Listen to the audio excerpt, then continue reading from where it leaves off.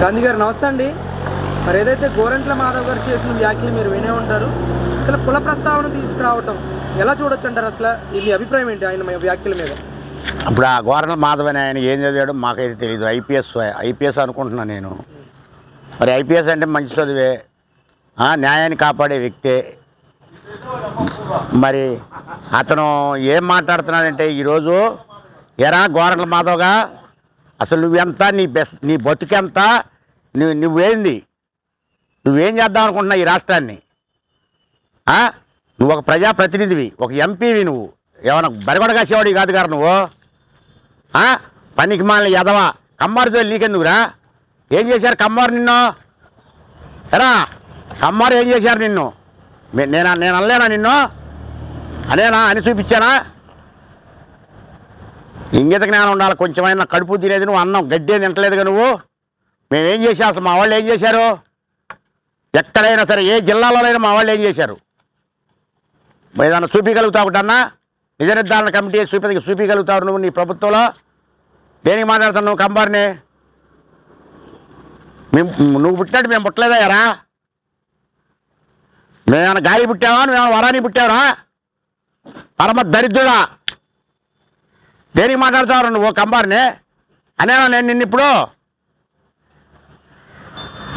నీ ఇష్టానుసారంగా ఎట్టబడితే అట్ట మాట్లాడతా. నీ కొడుకుల వీళ్ళంతా. నేను అనలేనా నిన్ను అని చూపించానా? నీకన్నా ఎక్కువే వచ్చు మాకు. ఇంకొకసారి ఎప్పుడైనా సరే నువ్వు కమ్మార పేరెత్తినా కొలక నీ నేల కోస్తా వచ్చి నేను చెబుతున్నా. నీ ఇష్టానుసారం మాట్లాడతాను కమ్మారిని. ఏమనుకున్నావు కమ్మారు అంటే? ఏమనుకున్నావు నువ్వు? నలుగురు అన్నం పెట్టేవాళ్ళు రా వాళ్ళు. నలుగురు నోటికాడ కూడి తీసేవాళ్ళు కదా మీకు. మళ్ళీ దద్దమ్మల్లాగా ఆంధ్ర రాష్ట్రాన్ని సర్వనాశనం చేశారు కదా మీరు. ఎక్కడ బాగుంది? ఏ జిల్లా బాగుందో చెప్పండి మీరు. ఇటు విజయనగరం దగ్గర నుంచి ఇటు చిత్తూరు వరకు ఏ జిల్లా బాగుందో చెప్పండి మీరు. పరమ దరిద్రుడా, ప్యాంట్లు వాడదియా, చొక్కాలు వాడదియా, నీ ఇష్టానుసారం చేశావు 5 సంవత్సరాల నుంచి. పైపెచ్చు కమ్మ నా కొడుకులా. ఏమనుకున్నావు నువ్వు? కమ్మారి కొట్ట కాడ గీత కాడ పేలకలు చేయడానికి మనకొస్తా ఉంటారు నువ్వు. వాళ్ళ డబ్బులతో మొండా నువ్వు చదివింది. వాళ్ళ దయాదాక్షిణం మీదే నువ్వు బతికింది. వాళ్ళ దయాదాక్షిణం మీదే నువ్వు ఎంపీ అయ్యింది. గుర్తుపెట్టుకో.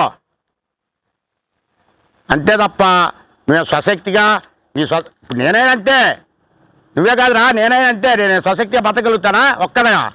నాకు ఎవరో ఒకళ్ళు అన్న ఉంటేనే బతికేది. పిచ్చి దద్దమ్మ మాటలు మాట్లాడబాకరా.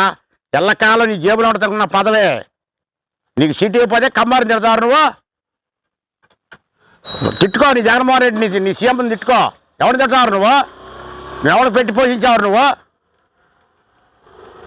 ఎవరిని నెత్తినెత్తుకొని తిప్పావు నువ్వు? ఏమనుకున్నా? పనికి మాలిన దద్దమ్మ.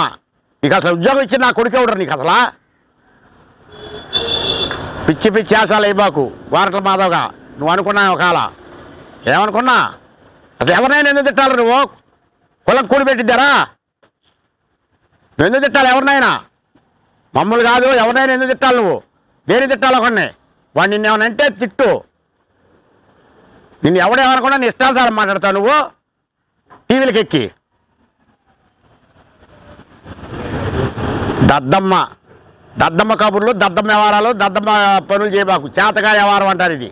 కొజ్జా వ్యవహారం అంటారు దీన్ని. పెత్తనం చేయడం చేతగారి కొజ్జా వ్యవహారం అంటారు దీన్నే. ఇంకొకసారి ఎప్పుడు పద్ధతిగా మాట్లాడుతూ నేర్చుకో గోరంట్ల మాధవ. నేను చెప్తున్నా, ఇంకొకసారి ఎప్పుడైనా తప్పుగా మాట్లాడామంటే మాత్రం పద్ధతిగా ఉండదు. ఇల్లు ఎక్కడున్నా వస్తాం, దానికేం ఇబ్బందులు లేవు. నీలాగనే అక్కడ ఎగిరాడు సీఏకి వచ్చి మా రైతుల మొత్తం మీద కేసుల మీద కేసు, నా మీద 30 కేసులు పెట్టాడు. ఏమన్నాడు ఎలాగో? ఎప్పుడైనా దేవుడు న్యాయం చూస్తాడరా. అన్యాయంగా ఎవరినైనా మనం అంటే 10 రోజులకైనా మనకి తగులుతాయి. గుర్తుపెట్టుకో. నువ్వు ఒకవేళ అనుకున్నా ఏమన్నా కావాలంటే నీవు చదవచ్చు కదా. బ్రహ్మంగారు జీవిత చరిత్ర చదువుకోరా ఒకసారి. వాళ్ళు తిట్టే బదులు కాలక్షేపాన్ని చదువుకుంటా, ఆ పుస్తకం ముందరేసుకొని చదువుకుంటా కూర్చో. దాంట్లో ఏముండో తెలిసిపోద్ది నీకు. పరమ దరిద్రుడా, ఇంకొకసారి ఎప్పుడు మాట్లాడబాకు. గుర్తుపెట్టుకో. ఇదే చెప్తున్నా. నువ్వు మళ్ళీ కమ్మారు పేరెత్తినట్టుంటే నిజంగానే మీ ఇంటికి వస్తాం. ఏమైనా దగ్గర ప్రతి వాడికి కమ్మడి దొరికాడు రా తేలిగ్గా. ప్రతి వాడు కమ్మాడి తిరుగుతున్నానా? మీరు బతికేది కమ్మారి శాలల్లో, మీరు చేసేది కమ్మారి ఇళ్లల్లో, మీరు అడిగి తీసుకునేది కమ్మారి దగ్గర. దేనికి వాళ్ళు తిడతాం మీరు? ఒకవేళ మీరు తీసుకుంటారు తీసుకోరు, దేనికి తిట్టాలా? ఇంకొకసారి ఇప్పుడు విచక్షణారహితంగా మాట్లాడబాకు. బుద్ధి తెచ్చుకొని గౌరవంగా బతకడం నేర్చుకో. నువ్వు ఒక ఎంపీవి, ఒక ప్రజాప్రతినిధివి, దాన్ని పోగొట్టుకోబాకు. ధర్మంగా బతకడం నేర్చుకో. అంతే గోరంట్ల మాధవ.